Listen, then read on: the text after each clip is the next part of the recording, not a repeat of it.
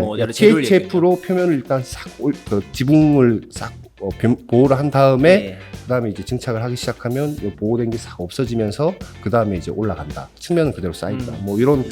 아주 아이디어성인데 삼성은 이전부터 이 재료를 썼다고 그래요. 그래서 이런 아이디어에 대해서 누가 그러면 제안을 했는가라고 보면 장비 업체로 유명한 유진테크. 예, 이수환 기자 모셨습니다. 안녕하십니까? 안녕하세요, 이수환입니다. 오늘 오랜만에 D램에 들어가는 전자재료 얘기를 좀 해보려고 네. 합니다. D램 하면 굉장히 가장 중요한 요소가 뭔지 아시죠? 커패시터가 알파와 오메가죠. 알파와 오메가는 뭡니까? 시작과 끝의 핵심이라는 얘기죠. 이 D램 같은 경우는 커패시터의 전하가 차 있냐 차 있지 않느냐를 따라서 0과 1을 구분을 합니다. 네.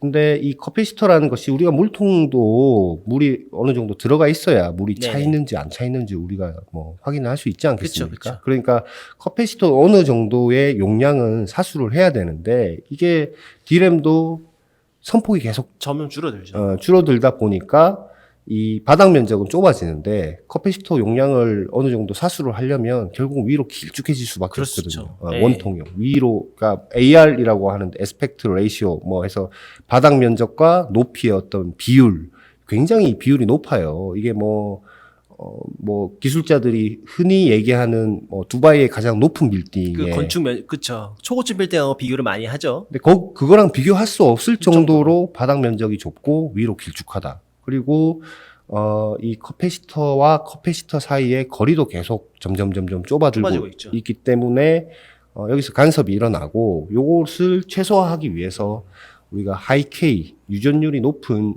물질을 증착을 ALD로 원자층으로 증착을 합니다. 그 증착 장비를 공급하는 곳은 뭐 일본의 고쿠사이라는 회사. 고쿠사이. 예. 거기 삼성이 주로 공급을 그쵸. 하고 있고 국내에 하이닉스가 장비를 조달하는 ALD 장비 업체들은 뭐 주성 엔지니어링이 전통적으로 많이 해왔고 원익 IPS가 또 넣었었죠, 일부. 공급을 하고 있고 그게 뭐 어디가 많았다 어디가 줄어들었다 그렇죠. 하는데 지금은 이제 주성께 많이 들어가는 네네. 것 같아요. 근데 이제 거기 물질을 이제 지르코늄을 주로 발랐다가 지금은 이제 지르코늄, 하프늄 이런 쪽으로 이제 넘어오고 있는데 이 물질이 이게 결국은 이 단차가 되게 높잖아요. 그러니까 무슨 말이냐면은 이 길다랗다 보니까 이 물질을 증착시킬 때 보면 측면은 증착이 잘 안 돼요. 아무래도 길다 보니까 예, 위쪽에 많이 쌓이고 밑으로 내려오기 좀 힘들겠죠. 그 위쪽은 많이 쌓이는데 옆 측면은 잘 증착이 안 돼서 이것을 어떻게 우리가 해결할 수 있을까?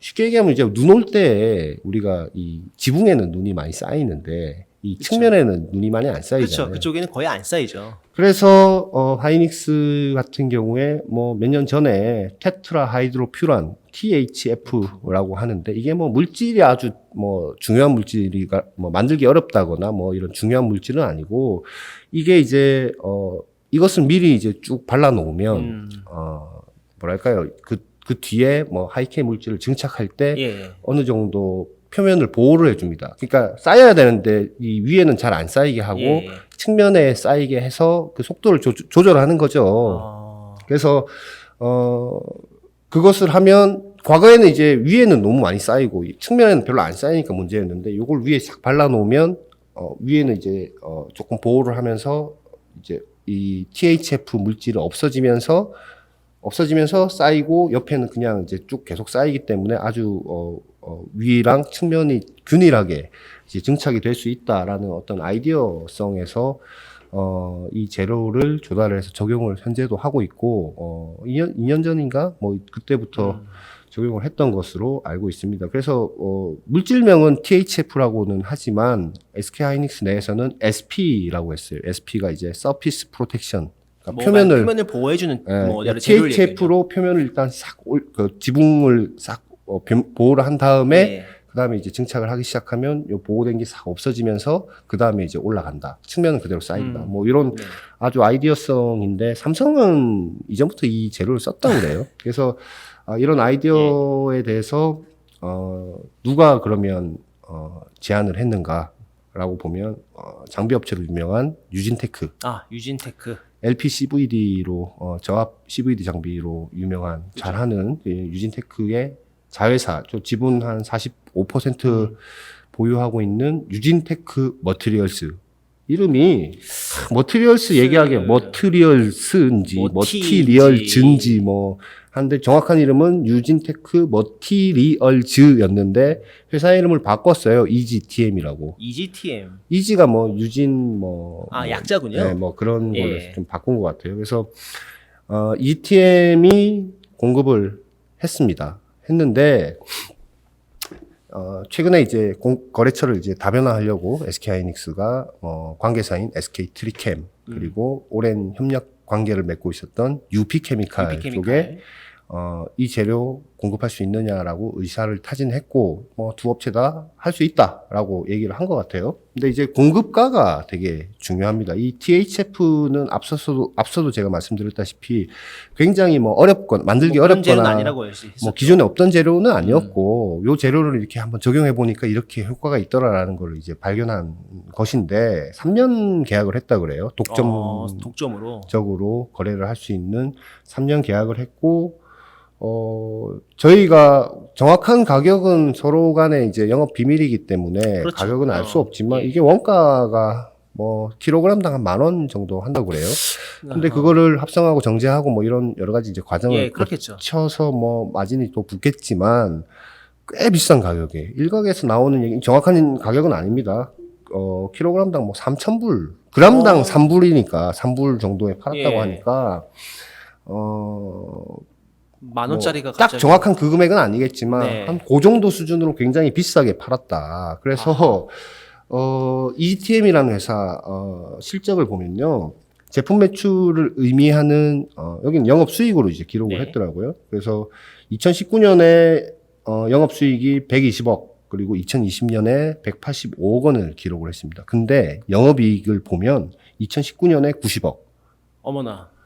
2020년에 136억을 기록해요. 이게 영업이익률로 따져보면 75%, 73% 이런 수준이거든요. 꿈의 이 영업이익률을 넘어선 꿈이 아니고 달성할 수가 없는 영업이익률인데 엄청나게 비싸게 팔았다라는 것이죠. 그래서 이제 다변화를 해야 되겠다라고 생각을 해서 다른 협력사한테 얘기했더니 딱 그거에 기존에 조달받고 있던 가격에 한 10분의 1, 300불 정도로 킬로그램당 얘기를 한 것 같고 300불 정도여도 원가가 10,000원이면 30배 아닙니까? 원가가 10,000원이라고 하셨으니까. 네, 물론 지금 또 환율 차이도 있고 해서 좀 정확치는 않은데 180억 매출했는데 그게 10분의 1 가격으로 떨어지면 매출이 18억 되는 거니까 사업을 계속 할 수 있을지에 대한 거는 잘 모르겠습니다. 그래서 과거에 이제 요 재료와 관련해서 일부 유진테크를 커버하는 증권사에서는 자회사가 상당한 이제 이익과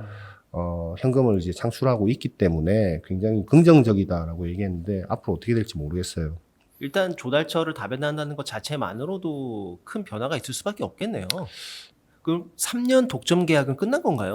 그것도 좀 이견이 있었다라고 해요. 계약서는 이제 쓴 것 당연히 썼겠죠. 기업간 거래니까. 근데 이제 언제부터가 시작인지에 대해서 SK 측에서는 이제 연구 개발을 했을 때부터 요 땅 시작한 거다라고 하고 있고 유진테크 그쪽에서는 아니다. 공급하기 시작한 때부터가 시작이다라고 해서 조금 이견이 있었던 것 같은데 결국은 어쨌든 하이닉스 입장이 반영이 된 것 같고요. 조만간 다변화가 될 것 같습니다. 말하자면은 유진테크한테는 그렇게 좋은 소식은 아니네요. 아니다.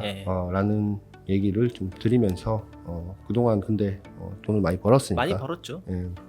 다른 사업을 할 건지 어쩔 건지는 하여튼 조금 저희도 센싱을 해보고 전해드릴 내용이 있으면 전해드리도록 하겠습니다. 고맙습니다.